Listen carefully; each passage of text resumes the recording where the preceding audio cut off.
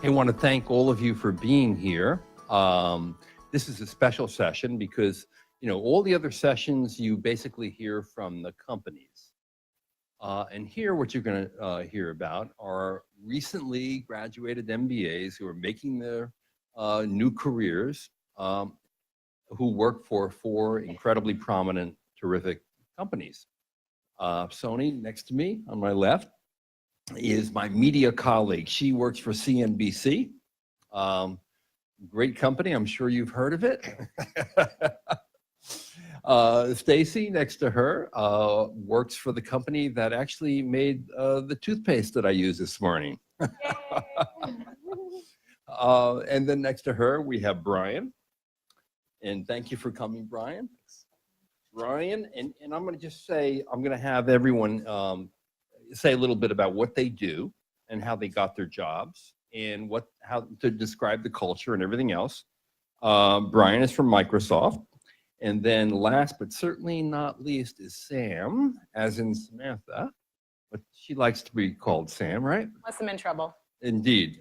At PepsiCo, which frankly has long been one of my favorite companies as a journalist. I think I've known every CEO at your company for the past quarter of a century, believe it or not. So welcome all of you. So let's go down the line and just tell me, what do you do at the company that you work for and how did you get the job? That's a big question. Well, hi everyone, I'm Sony Kusa. Congratulations to all of you in this time. I am at CNBC, as John mentioned. I'm in a role called Strategic Content and News Partnerships. It's a lot of content strategy and business development.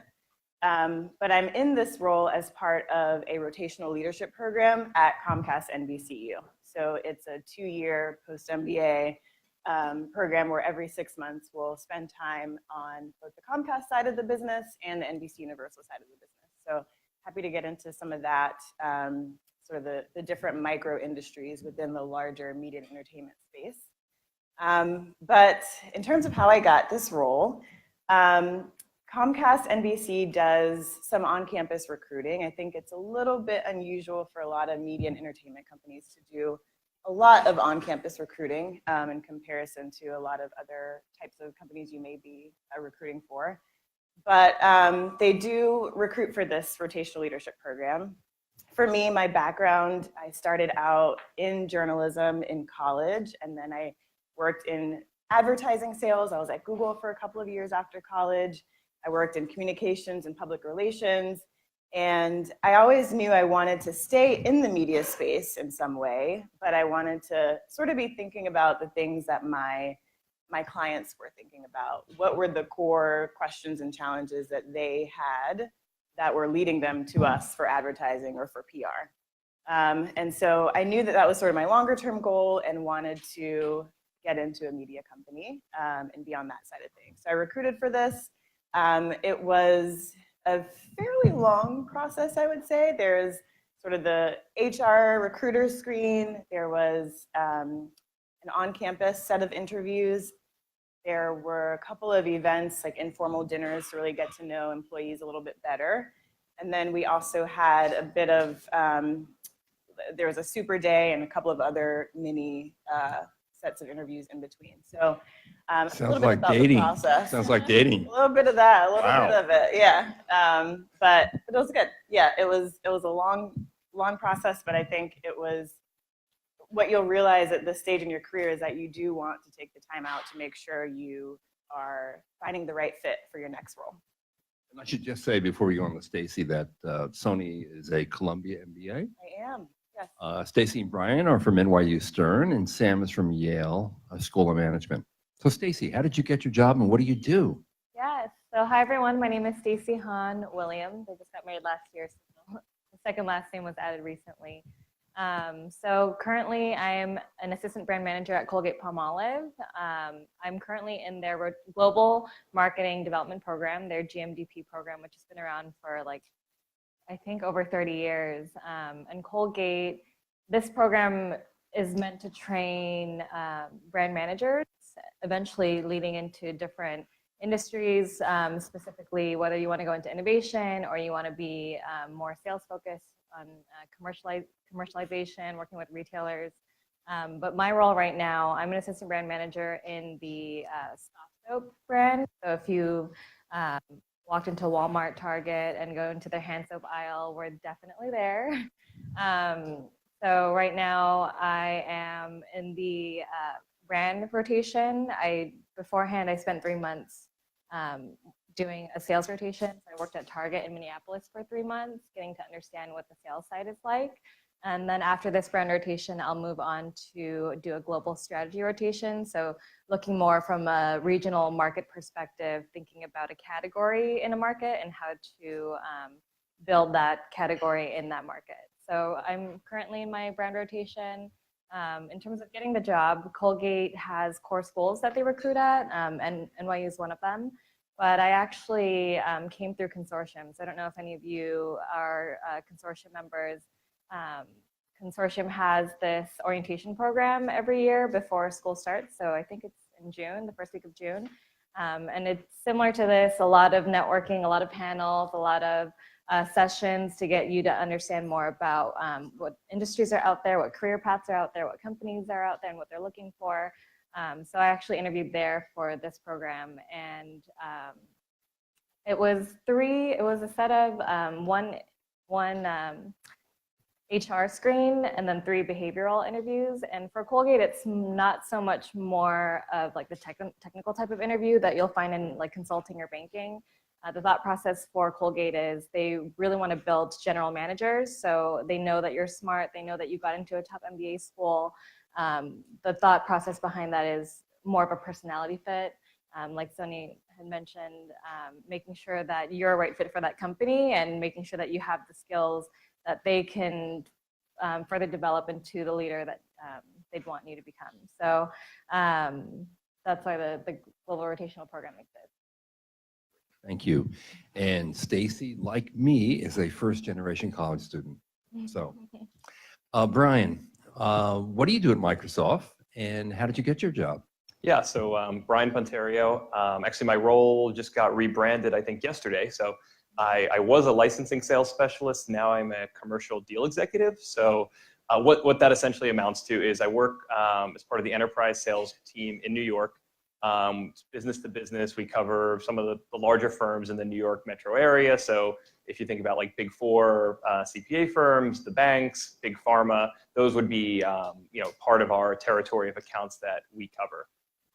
So essentially, I did my MBA part-time actually. So I was working for Georgia Pacific, and I was not sure kind of what I wanted to do after business school, and just by chance, a role opened as an account manager.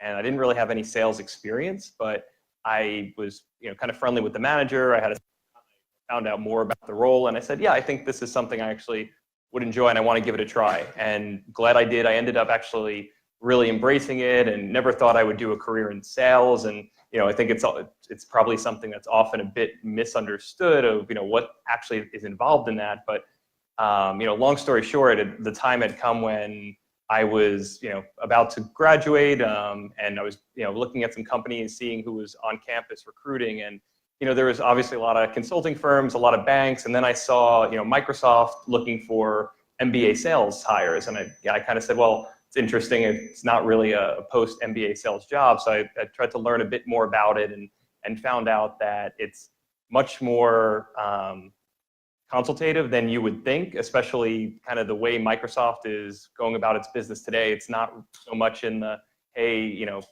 buy millions of dollars worth of Office and Windows licenses. There's this big push to the cloud, so it's a much deeper engagement with the customer. So ended up doing some informationals with them, interviewing for the job, and ultimately was hired to be part of the enterprise team in New York. So part of my daily responsibilities are I stay close to the deal itself. So we have a variety of different roles. Some are like an executive, I would think of as pretty much the quarterback of a sales team, where they are maintaining the day-to-day relationship. It's the 360 kind of point of contact for the customer.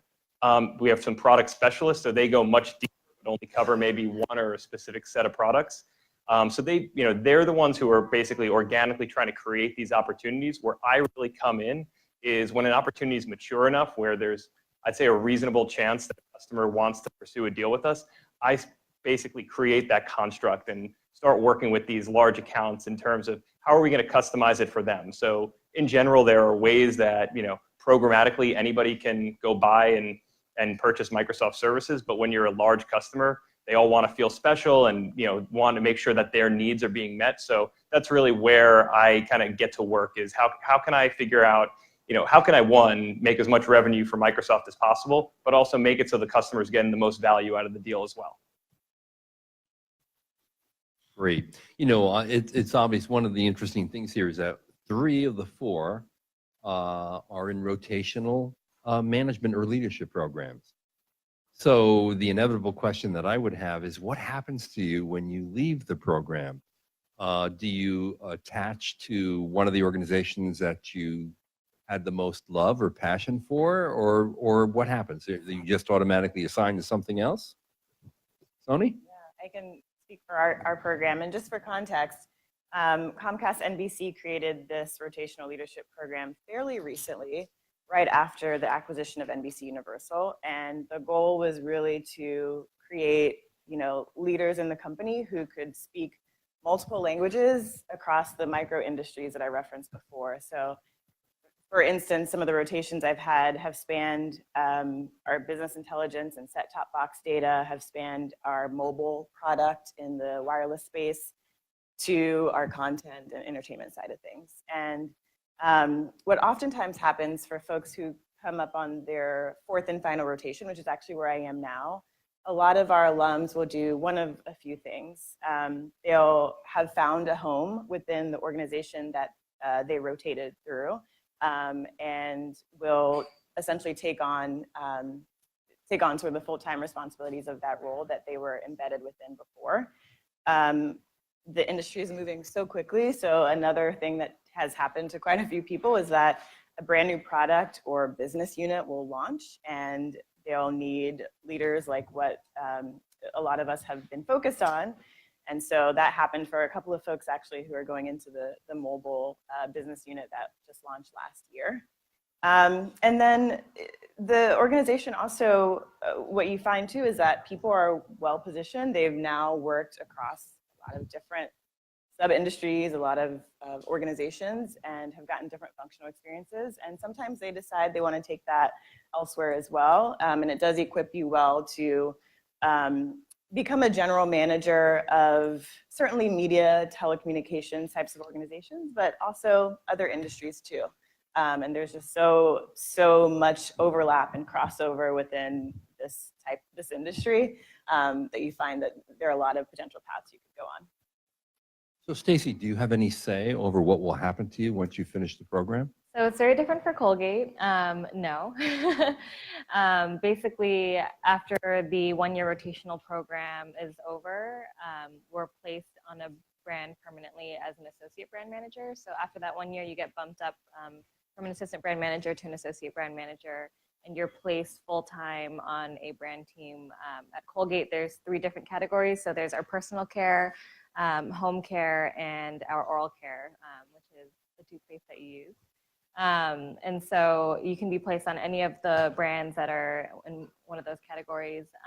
I've also heard that there have been people who have networked their way into a global rotation or a global position, a short-term assignment. So Colgate's very global. About 70% of our revenue is international outside of North America. So there's a lot of opportunity to move internationally. So that's another opportunity. And then I've also know that e-commerce is something that's really been growing a lot within Colgate, being a company that has been one of the best to scale commercially in retail stores, but still learning how to master e-commerce. So that's also another opportunity. Sam, do you know what's going to happen to you? So I am not in a rotational program. We come to PepsiCo in a function, and we have a highly rotational culture. So when you come in out of business school, you're typically in your first role to 2 to 3 years, depending on if you stay in role and get promoted and are able to change it a little bit. And most folks do rotate within their function. It is increasingly, let me get the right height here. It is increasingly common for folks to be seeking opportunities outside of their home base function, which is what I was able to do. And it's entirely networking, right? And anywhere you go, whether it's a formal rotation or not, you're going to get places based on your reputation, the work you do, who you are as a person, and the relationships that allows you to build. And that's how I got my strategy role. That's how I got my first role in marketing. And then the role I'm in now is the person who brought me over to marketing and my subsequent boss. They're both in this new part of the organization. So people have to be willing to believe in what you are capable of, not necessarily what you already have in your pocket. The other thing I will say is, if you are someone who's interested in being more of a GM or rotating across functions, do know what your back pocket skill is, right? So I'm in marketing. I will be in marketing for quite a while, but I'm still the strategy person. And I'm still the person who plays with Excel. And that helps me because all of my finance peers from when I was there, they'll give me things as simple as they'll give me forecast models that they won't give my colleagues because they don't trust them with the Excel, right? So it's know what you stand for and what you bring, even if you're going into a role where you are not qualified, and you will still be able to develop a competitive advantage for yourself. Great. Let's play a game, because I love games. I think all of you do too. Give me 3 words that describe your company's culture, Brian. I would say it is, took me off guard there. That's the idea. I know, it's a pop quiz. I think, yeah, culture-wise at Microsoft, I would say, especially now under the, well, I shouldn't say new CEO, he's been in place for about 3 years now, but I would say inclusive, risk-taking, and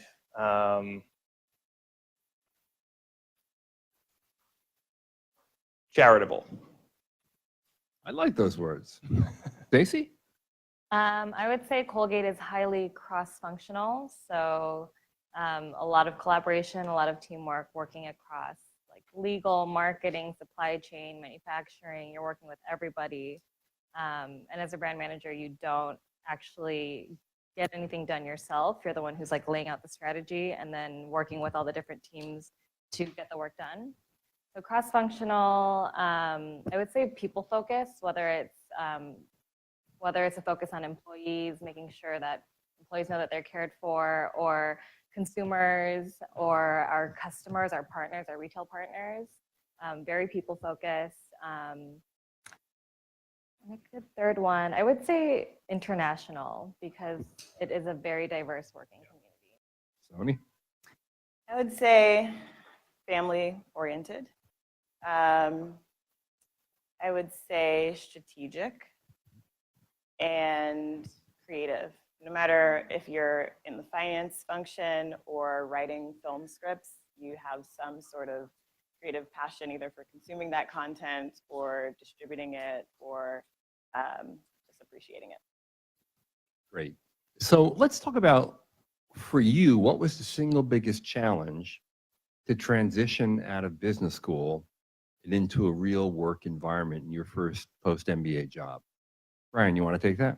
Yeah, sure. I mean, so it's probably a little different from my experience might be a little different from others because I was a part-time MBA. So I did have a full-time job while I was in my MBA program. I mean, I'll be honest and say when you are working and you're in a part-time MBA program and then you graduate in May, and I found out I was getting this job in let's say about December, you can't help but to check out a little bit of your current job and kind of look forward to what's next in life. You're kind of closing that chapter and beginning another. But I mean, for me, it was a huge change because the previous job I was with, I was there nearly 7 years. It was actually my first job out of undergrad, and I'd worked my way through different divisions, different positions. So that was kind of all I knew in terms of a work environment. So I was, switching to a totally different role, totally different industry. So there wasn't a lot that I had to, I should say it this way. I was concerned that I wasn't going to know, I didn't have a lot to bring with me, which I actually found not to be true. I think, you have that weirdness of the first, few weeks. There are some growing pains, but I think your brain kind of starts to adapt and your skills are a lot more transferable than you think. So, even if you do a full-time MBA and you'll be out of work for about 2 years before re-entering the workforce, a little bit of that riding a bicycle mentality, it does come back. There are nuances to every new kind of career and new experience, but I think you kind of rely on what's gotten you to the point you're at, and you'll do fine. Sam? For me, it was also a little bit unusual because I brought the insecurities of being outside, and the fact that my competitive peer set had 7 odd years of work experience prior to going in. That being said, it wasn't that hard. If you're at a larger company, you're often entering in with a class. My entire class, we interned together, so we had those relationships. We had a starting set of the network in the metrics. For me, it was much harder going into strategy to my marketing role because that was a fundamental paradigm shift and building a new capability within the organization. And so at any change point in your career, it's a moment of reflection and reminding yourself what you bring and what your objectives are for that role, and being vulnerable and being okay with that, and then leaning into the relationships you're building.